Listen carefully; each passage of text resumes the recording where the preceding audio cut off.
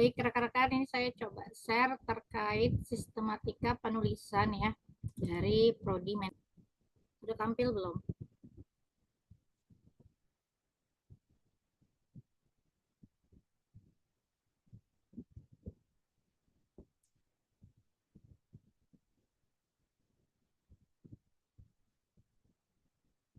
Belum, Bu. Belum tampil. Bentar ya. Oke, sudah tampil Pak Yosi? Belum, Bu. Masih hitam. Hitam yang lain? Sampai keluar, Bu. Sudah, Bu. Sudah ya? Pak Yosi? Sudah? Ya, Bu. Udah keluar, Bu. Oke, jadi ini adalah draft dari, jadi gini, karena kita pakai tetap pakai pedoman TA Unsia, namun untuk sistematika penulisan di Prodi Manajemen itu membuat lagi ya agar rekan-rekan nanti mudah mengikutinya. Nah ini baru draft, jadi ini belum final ya, karena ini hasil FGD. Karena kemarin sempat Prof sakit, jadi belum selesai ya secara keseluruhan, namun masih tetap bisa digunakan oleh rekan-rekan. Ini Pak Yosi belum dapat ya? Saya kayaknya belum share ke Pak Yosi Belum, deh. Bu. Ya Belum, Pak Bu. Yosi? Belum ya?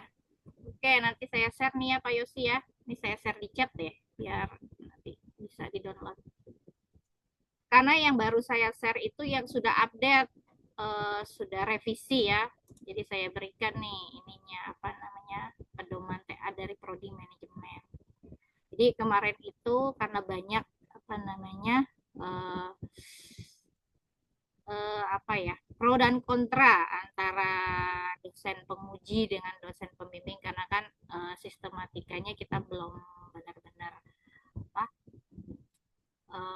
fix gitu ya antara dosen satu sama dosen yang lain itu berbeda-beda. Jadi ini kita rembukan gitu ya, kita lakukan FGD, nah hasilnya adalah ini gitu.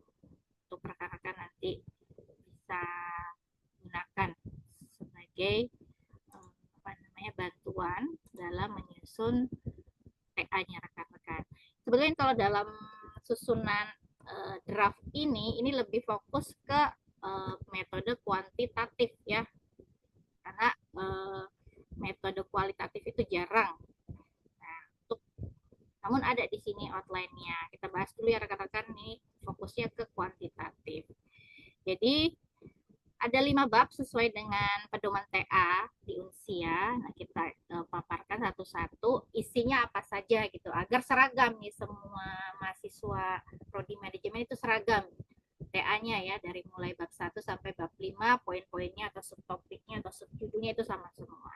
Jadi di bab 1 itu latar belakang. Nah, ini secara keseluruhan latar belakang itu harus disusun dengan konsep piramida terbalik ya rekan-rekan. Jadi mulai dari masalah umum, masalah khusus, kemudian inti atau judul penelitian. Coba saya ingin tahu ini yang pakai kuantitatif siapa aja?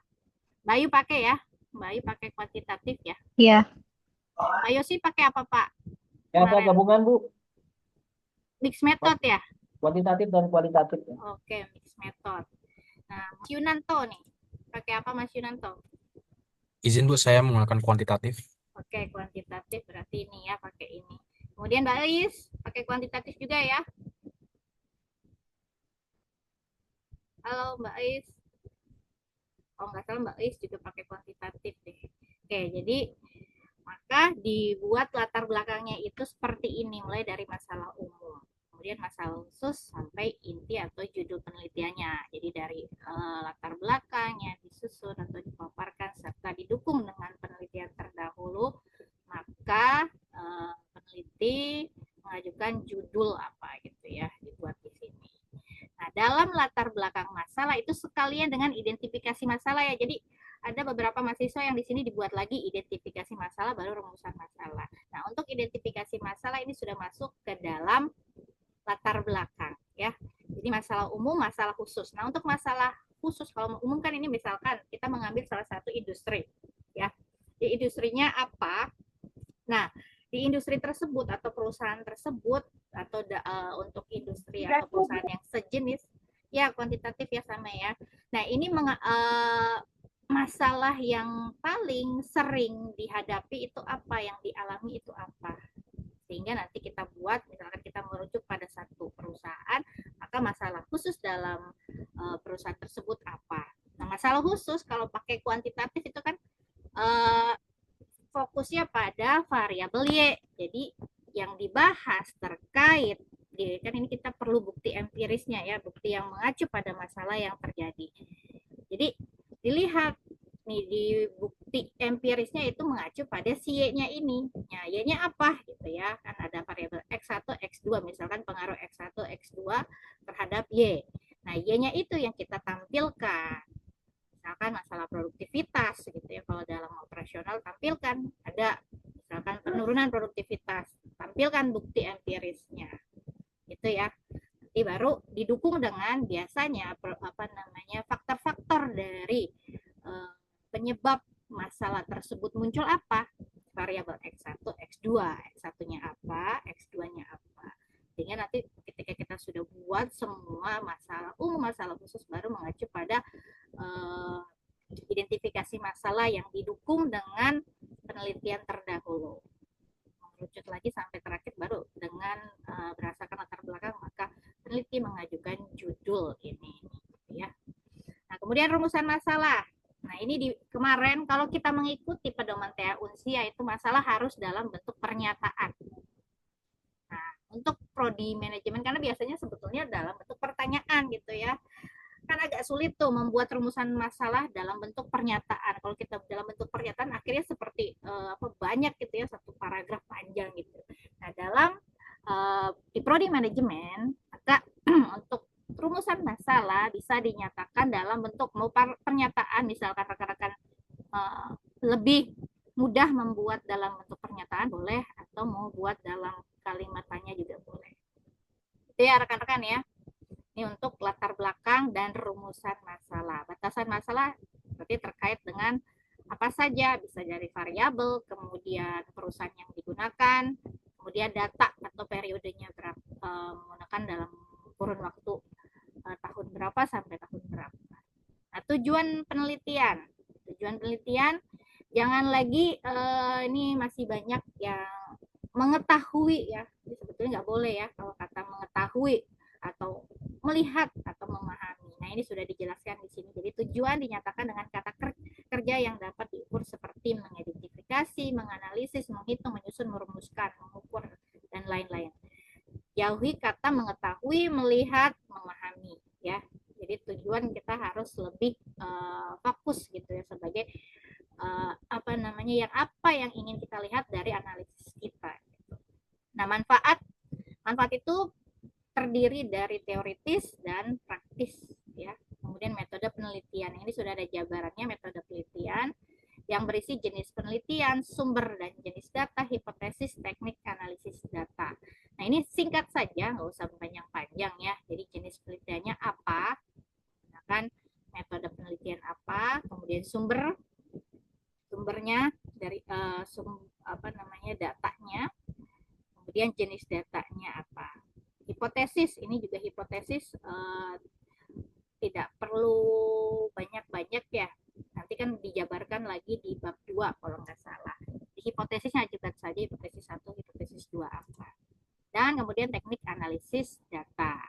Jika menggunakan analisis uji statistik berarti menggunakan regresi linear berganda. Kemudian untuk landasan metode. Nah, ini karena dalam membuat penelitian kan kita tentunya harus memiliki payung teori ya, sesuai dengan konsentrasinya rekan-rekan. Jadi di sini ada landasan metode, buat dulu narasinya. Setelah menulis bab 2 landasan metode, buat dulu narasinya terkait landasan metode. Kemudian landasan teori.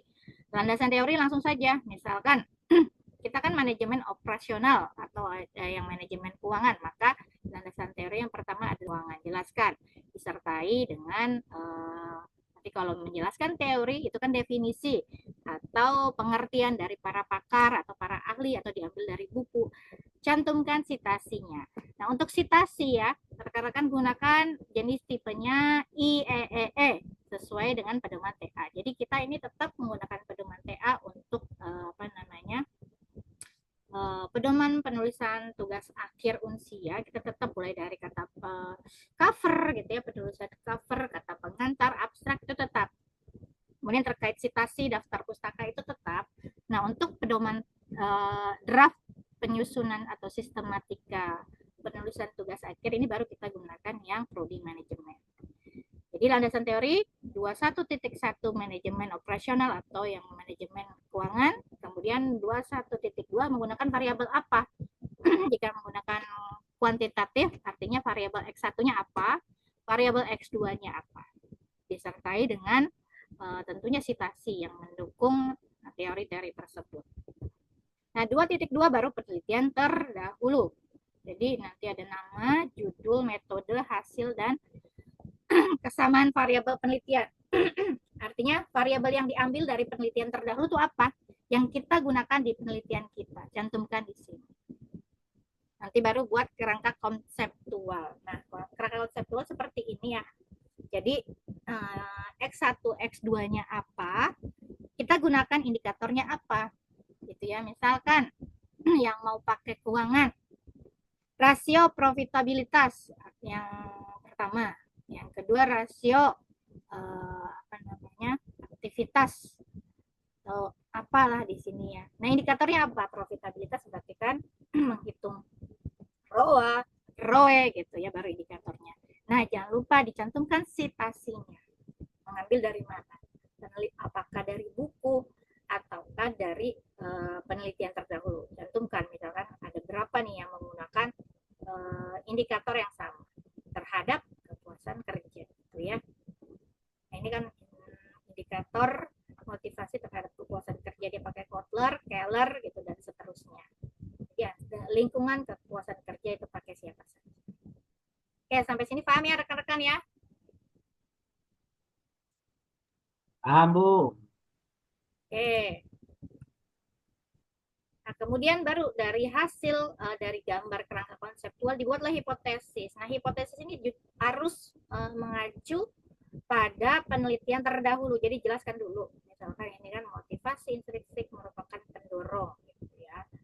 Nah, kemudian ini didukung dengan penelitian yang sudah melakukan penelitian terkait motivasi dengan kepuasan kerja. Jadi di sini tulis Widya Putra dan Dewi menyatakan gitu kan, ini penelitian sebelumnya berpengaruh positif. Nah, kalau misalkan kita menemukan semua penelitian yang memang berpengaruh positif, ya berarti hipotesis satu kita berpengaruh positif dan signifikan.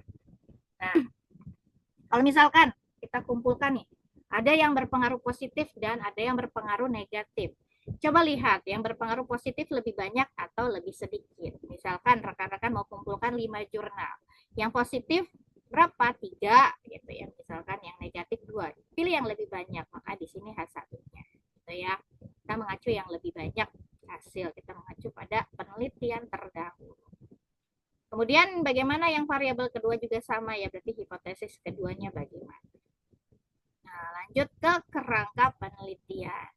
Jadi kerangka penelitian itu seperti diagram alir penelitian ya. Jika menggunakan kuantitatif, artinya mulai dari bisa jadi dari latar belakang masalah atau ini identifikasi masalah. Kemudian kita melakukan studi literatur sehingga dapat menentukan tujuan penelitian. Kita lakukan observasi ke perusahaan yang kita jadikan objek penelitian. Nah, ini kita lakukan pengumpulan data bisa dengan wawancara, observasi, dokumentasi, itu tergantung rekan-rekan melakukannya dengan apa. Jika datanya sudah ada, kita lakukan olah data, ya, olah data, kemudian analisa data sehingga kesimpulan. Nah, kalau dalam melakukan olah data yang kuantitatif itu kan harus ada uji validitas dan reliabilitas.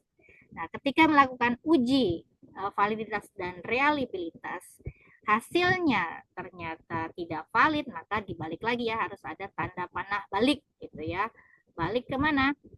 Ke datanya gitu. Datanya sudah sesuai atau belum. Jika misalkan perlu merubah data ya kita rubah. Jadi gitu ya kalau kuantitatif. Nanti jika sudah oke, datanya sudah valid dan reliable, maka kita lanjutkan dengan analisa data. Masukkan uji asumsi klasik, kemudian uji analisis regresi linear berganda, uji T, gitu. Kemudian uji kelayakan model. Baru nanti setelah itu kita buatkan kesimpulan. Nah, itu untuk bab 2. Bab 3 ini kan implementasi metode usulan. Ini yang kemarin, ini bab 3 ini banyak sekali ininya pro dan kontranya ya. Ada yang bagan alirnya di sini ditaruh gitu ya, beberapa. Jadi setiap dosen itu berbeda-beda untuk mahasiswanya, sehingga nanti makanya muncul ini. Nah, ini di sini kita sudah samakan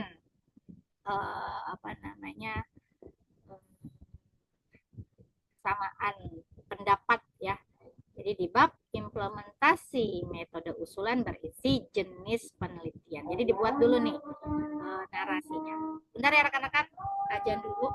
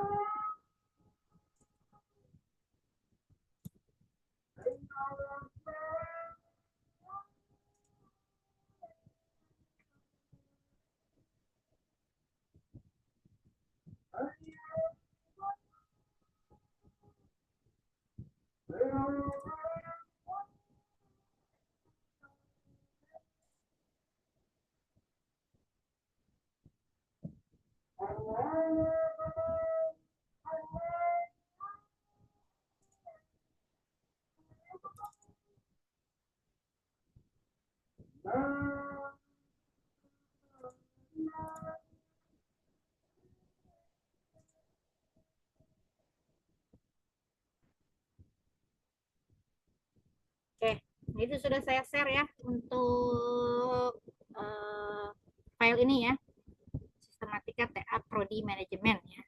Oke, saya lanjutkan. Jadi bab 3 itu implementasi metode usulan yang berisi pertama jenis penelitian. Jadi rekan-rekan harus tahu jenis penelitiannya apa gitu ya. Ini ada beberapa ya jenis penelitian, mulai dari dengan pendekatan eksplanatori, deskriptif, korelasional. Nanti rekan-rekan harus tahu jenis penelitian rekan-rekan itu termasuk apa. Lalu objek dan subjek penelitian. Jadi kalau misalkan rekan-rekan analisis di dalam suatu perusahaan, jadi rekan-rekan harus tahu objek dan subjeknya apa. Objek dan subjek penelitian merupakan elemen penting yang memberikan batasan dan fokus bagi studi yang dilakukan. Dan objek ini merujuk pada aspek atau fenomena utama yang menjadi perhatian dalam penelitian ini. Bisa berupa konsep, variabel, atau masalah gitu ya. Kemudian subjeknya baru individu, kelompok, atau entitas yang menjadi sumber informasi rekan-rekan. Nah, untuk sumber data biasanya kan pasti ada data primer, data sekunder ya. Jadi data primer apa, sekunder apa, populasi dan sampel. Nah, ini biasanya digunakan untuk yang menggunakan kuantitatif ya. Ada populasi dan sampel dan bagaimana cara melakukan pengambilan sampel. Jadi ada teknik sampelnya, ada probability sampling atau non probability sampling. Nah, ini dibagi lagi jenis ke dalam definisi operasional variabel. Jadi apa yang rekan-rekan gunakan untuk variabelnya, mulai dari variabel X1, X2, dan Y, ini masukkan ke dalam tabel di sini. Jadi di sini terdiri dari variabelnya. Misalkan ini kepuasan kerja. Maka definisinya apa? Kepuasan kerja yaitu, dijelaskan. Nah, indikator untuk mengukur kepuasan kerja itu apa aja? Nah, ini upah, kondisi sosial, kondisi fisik, kondisi psikologis. Kemudian skala Likert nih, menggunakan skala pengukuran skala Likert. Kalau misalkan rekan-rekan pakai yang biasanya kan ini untuk yang menggunakan wawancara ya, questionnaire biasanya. Menggunakan hasil questionnaire pakai skala Likert. Kalau yang apa namanya keuangan biasanya nggak gunakan skala Likert ya. Jadi sampai indikator saja. Kemudian rumusnya untuk menghitung misalkan tadi profitabilitas menggunakan ROA. Bagaimana rumus ROA? Ya. Kemudian teknik pengumpulan data. Jadi dengan cara apa? Berarti di sini kalau pakai kuesioner ya kuesioner. Nah, kemudian didukung dengan skala Likert. Teknik analisis data. Pakai analisis regresi linear berganda, maka ada statistik deskriptif, inferensial yang terdiri dari ini ada uji validitas dan reliabilitas, kemudian uji asumsi klasik, kelayakan model, baru uji hipotesis. Lokasi dan waktu penelitian, lokasinya di mana? Untuk waktu penelitian jangan lupa dibuat tabel seperti ini ya rekan-rekan. Jadi kegiatannya apa saja, mulai dari persiapan penelitian, yaitu pengajuan judul di bulan apa, sampai terakhir rekan-rekan nanti penyusunan laporan. Ini kalau sudah sampai tahap penyusunan laporan, artinya sudah siap sidang di bulan apa. Kemudian bab 4, jadi ini bab 3, kemudian bab 4 adalah hasil dan analisis. Hasil dan analisis diminta untuk memberikan gambaran umum secara singkat terkait perusahaan atau organisasi yang dijadikan dalam penelitian, yang digunakan dalam penelitian. Kemudian di sini analisis deskriptif terkait dengan kalau pakai kuesioner berarti ada karakteristik responden ya. Baru analisis data, diuji instrumen validitas dan reliabilitas, uji asumsi klasik terdiri dari normalitas, multi, heteros, dan autokorelasi. Baru uji kelayakan model, uji F ya. Apakah model tersebut layak digunakan atau kedua variabel tersebut memang layak digunakan untuk memprediksi ya pengaruhnya terhadap variabel Y. Kemudian koefisien determinasi dan uji regresi linear berganda, baru uji hipotesis. Nah, ini susunannya nanti rekan-rekan sesuaikan lagi dengan nanti dari hasil ini dibahas lagi. Nah, biasakan untuk membahas tidak lagi menggunakan hasil ya. Jadi kan ini kita sudah dapat hasilnya nih minus. Jadi hasil dari signifikansi atau nilai uji T statistik dibandingkan T hitung kan di sini nih di uji hipotesis.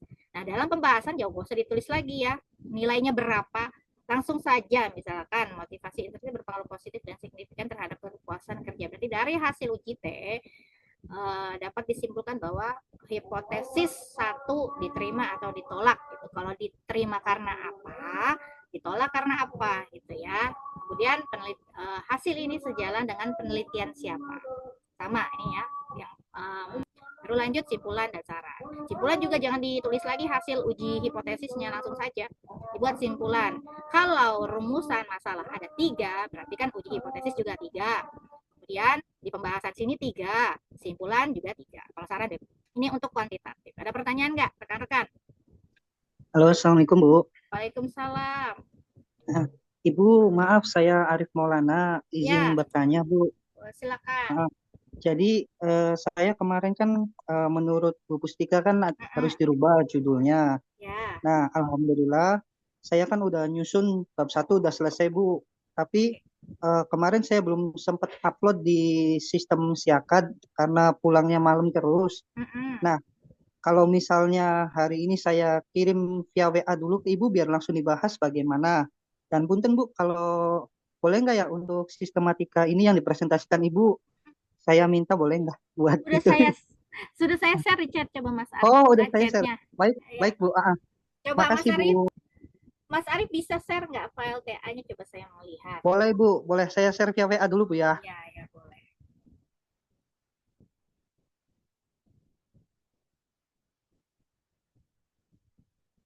Oke, ada lagi nggak? Sambil nunggu Mas Arif, ada yang mau ditanyakan?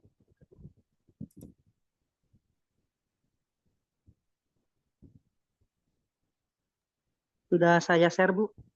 Oke, judulnya apa Mas Arif? Analisis kualitas pelayanan dan persepsi. Mas Arif ini operasional atau pemasaran? Operasional Bu. Nah, operasional. Coba ini kan judulnya ini masuknya ke pemasaran nih ya. Kualitas pelayanan dan persepsi harga. Coba.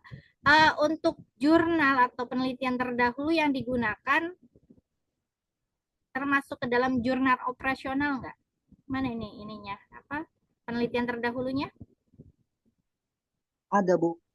Ada di laptop tapi di rumah Arif masih kerja soalnya. Oke, karena ini saya Ah, lihat di latar belakang, ah. nggak salah itu ada Kotler. Itu Kotler kita nggak masuk ya. Kotler kan Oh iya iya pemasaran. Jadi gini, iya betul. harus sesuai dengan konsentrasinya Mas Arief. Kalau operasional biasanya faktor-faktor yang mempengaruhi apa nih? Kepuasan ya. Kualitas oke. Persepsi harga itu biasanya nggak masuk ya ke dalam operasional. Jadi coba cari lagi. Ini oke sih kualitas. Berarti kan ini termasuk ke dalam industri jasa ya,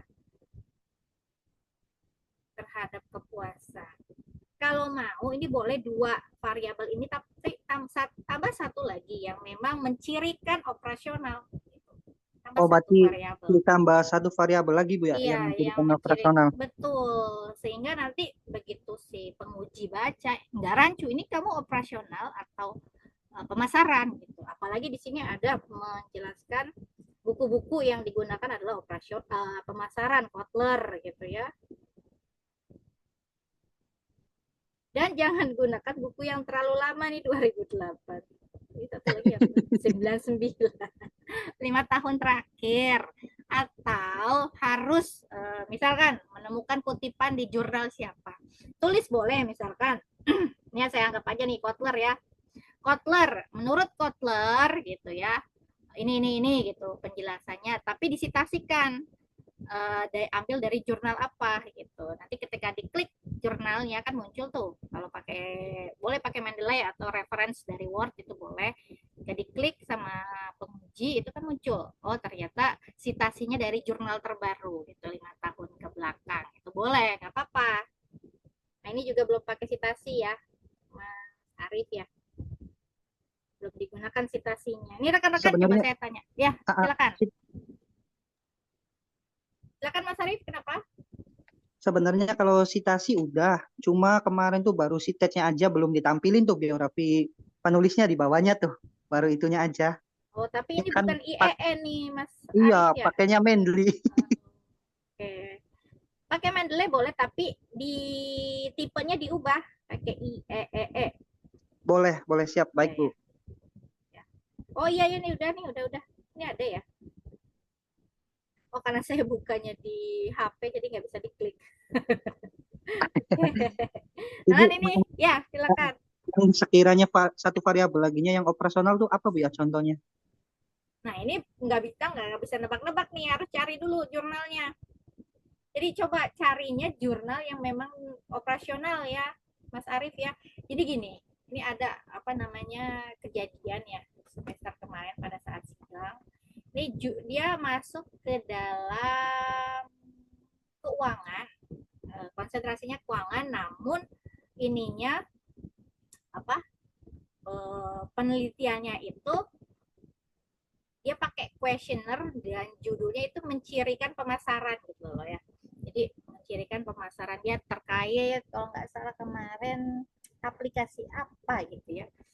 Saya lupa aplikasi apa gitu, salah satu aplikasi lah ya. Nah, jurnalnya semua itu dicek oleh dosen penguji, penguji satu, kemudian penguji duanya saya gitu. Kita lihat loh, kok ini semua jurnalnya yang digunakan adalah pemasaran gitu. Jadi sempat kita mau minta ganti judul gitu kan, repot nih kalau ganti judul, harus ubah semua kan. Kalau udah ganti judul ya otomatis ubah semua. Akhirnya ternyata dia menyanggah bahwa di salah satu jurnalnya ada yang keuangan gitu. Oke, kita cek lagi. Ternyata memang dari 5 apa 6 jurnal gitu. Satu doang yang dia pakai jurnal keuangan. Jadi itu menjadi suatu itu ya apa namanya pertanyaan buat kita. Jadi kita diskusi lagi nih antara penguji, apakah layak diluluskan atau tidak. Karena begitu nih, Mas Arief juga bisa sama seperti itu kejadiannya kalau jurnal yang digunakan bukan dari jurnal operasional. Ya, Mas Arief ya. Jadi kita ingin menghindari hal-hal seperti itu agar nanti Mas Arief pada saat sidang ya lancar gitu kan, kita maunya gitu. Lancar. Jadi nggak yang apa namanya nggak memunculkan banyak revisi. Nah, revisi itu ya lumayan ya mengerjakannya lagi. Itu ya Mas Arief ya. Baik, Bu. Ibu, maaf, ada satu lagi boleh? Boleh. Bu, ini sekalian konsul juga, Bu ya. Kan waktu awal pengajuan judul tuh, Arif tuh kan ke pemasaran. Nah, kemudian pakai datanya tuh kualitatif kan. Nah, terus kan Arif WA ke Bu Pustika. Nah, kata Bu Pustika kan kalau misalnya ke operasional kan judulnya diganti ya. Kemudian nanti pakai kuesioner supaya lebih efisien. Iya, betul. Nah, berarti ini tugasnya Arif tuh di judul Arif nambah satu variabel yang berhubungan dengan operasional. Iya, betul. Seperti itu. Kemudian yang perlu ada tambahan di jurnalnya biar operasional juga. Seperti itu, Bu. Betul. Terus nanti selanjutnya menggunakan kuesioner. Betul. Iya, betul. Baik. Berarti ini Arif perlu rubah dulu sebelum upload ke Siakad atau bagaimana, Bu? Enaknya, Bu? Nah, ini nanti coba saya baca dulu ya, Mas Arief ya. Cuman kalau baca ini kan banyak nih, ya. Coba Mas Arief sambil cari-cari ininya apa namanya variabelnya yang mencirikan operasional sambil konsultasi dengan saya via WA aja nggak apa-apa. Banyak kok yang via WA Boleh. ke saya, jadi Boleh. sambil jalan gitu ya. Sambil saya baca, Baik, nanti Bu. saya berikan revisinya. Oke. Baik, terima kasih banyak, Ibu. Sama-sama Mas Arief. Ada lagi? Yang lain? Assalamualaikum. Waalaikumsalam. Oke, yang lain?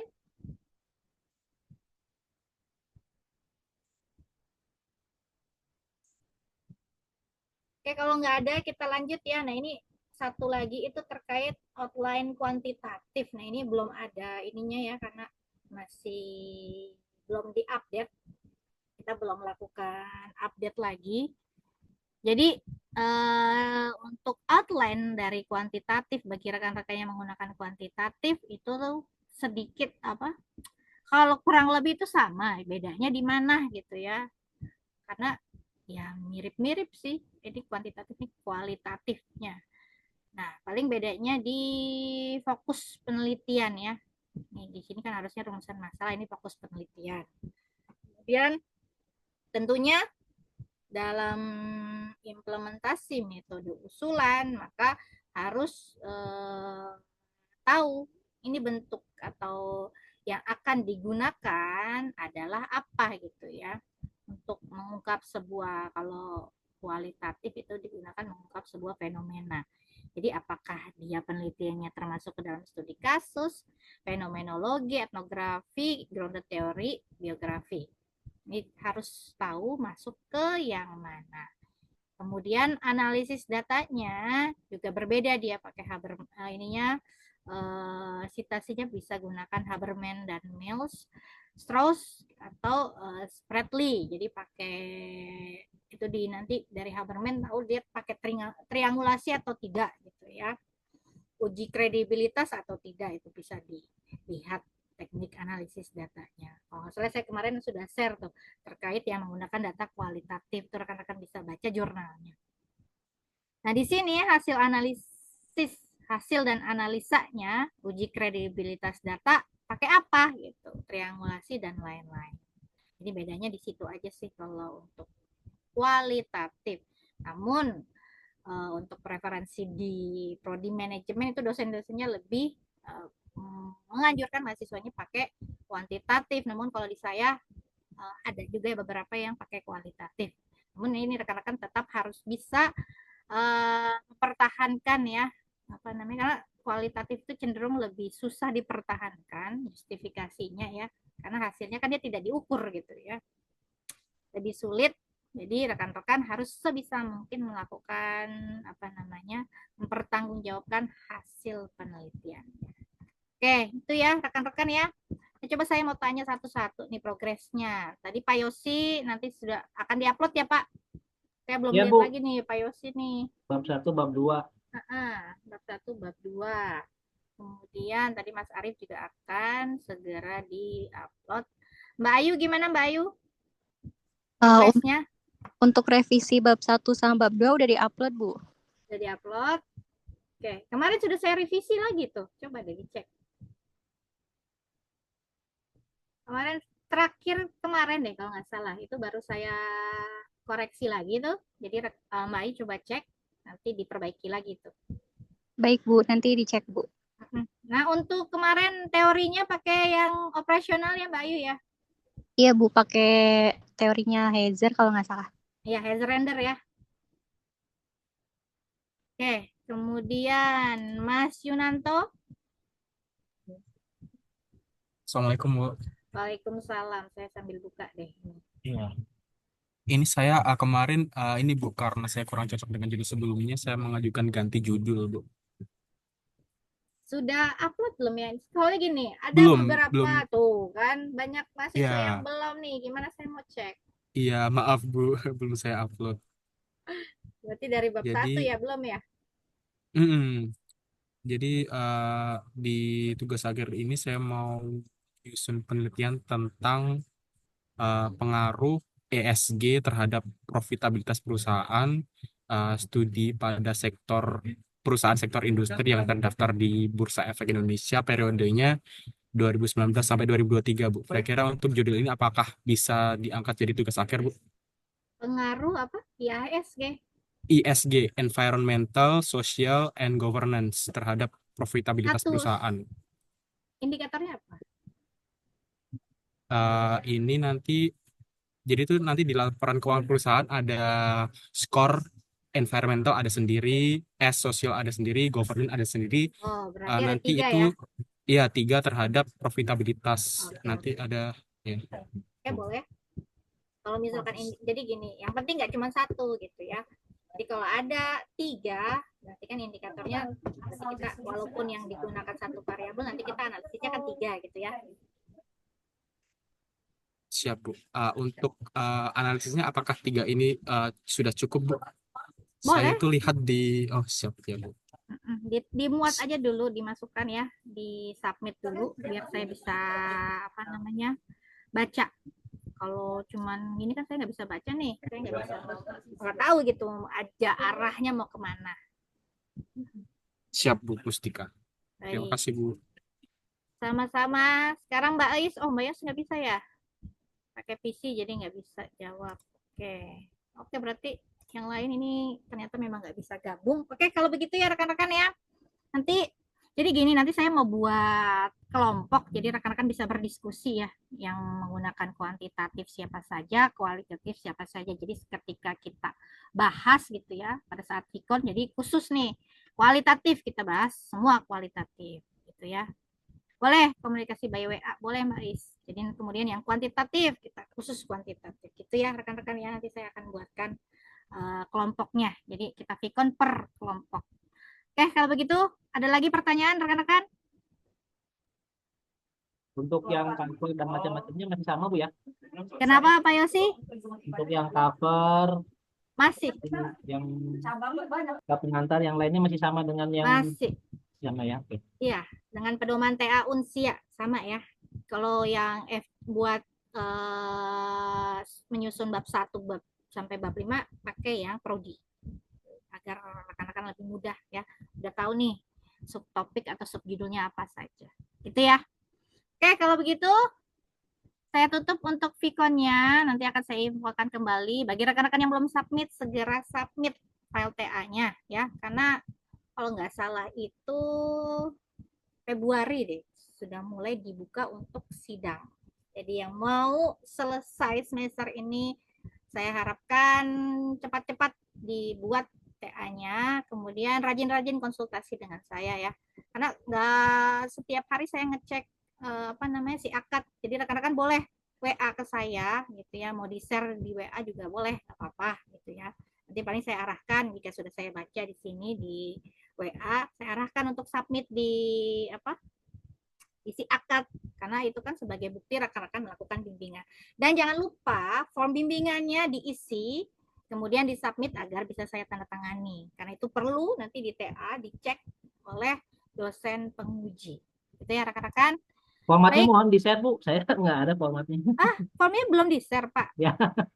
Belum, Bu. Ya udah nanti Ada saya di share itu, di di grup. LMS. Iya, di grup WA, di grup WA untuk tugas akhir. Ada. Oke, Bu. Tapi nanti saya share di grup WA kita aja ya, biar Pak Yosi bisa langsung download ya. Itu ya Pak Yosi ya.